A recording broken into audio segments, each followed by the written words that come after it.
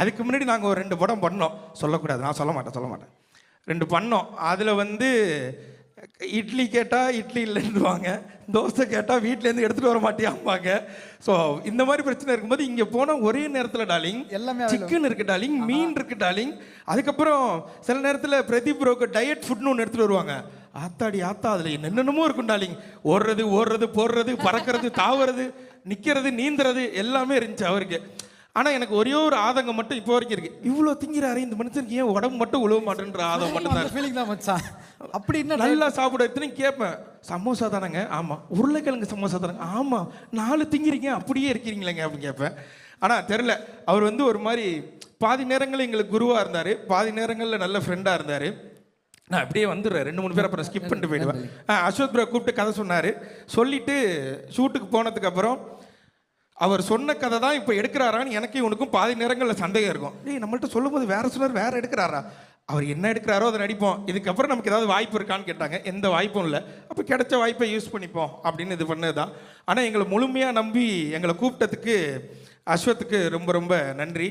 ஏன்னா அஸ்வத் வந்து ஃபஸ்ட்டு கூப்பிடும் போது ப்ரோவில் ஆரம்பித்தோம், அப்புறம் வாடா போடா ஃப்ரெண்ட்ஸ் ஆனோம், மாமா மச்சான் ஆனோம். இப்போ என்ன மொழியில் நாங்கள் 2 பேர் பேசிக்கிறோன்னு எங்களுக்கே தெரில.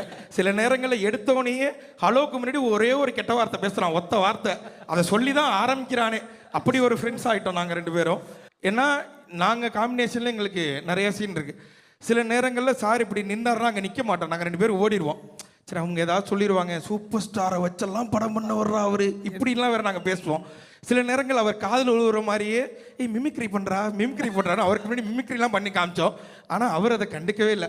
நான் அதுக்காக தான் இன்றைக்கி வரும்போது அர்ஷத்தை சொன்னேன், மேலே ஏறி ஸ்டேஜில் ரஜினி சார் மிமிக்ரி பண்ணு, டக்குன்னு கூப்பிட்டு அடுத்தது ஏதாவது வாய்ப்பு கொடுப்பாருன்னு.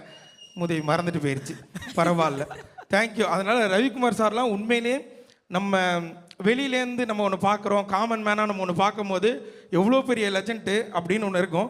நான் எங்கள் அப்பாட்ட ஃபோன் பண்ணி சொன்னேன், அப்பா நீ என்னை படையப்பா படத்துக்கு கூப்பிட்டு போனில்ல? ஆமாம் அதோட டேரக்டர்லாம் இருக்காருப்பா இங்கே அப்படிலாம் சொன்னேன். எங்கள் அப்பா நம்ப மாட்டேன்ட்டார்.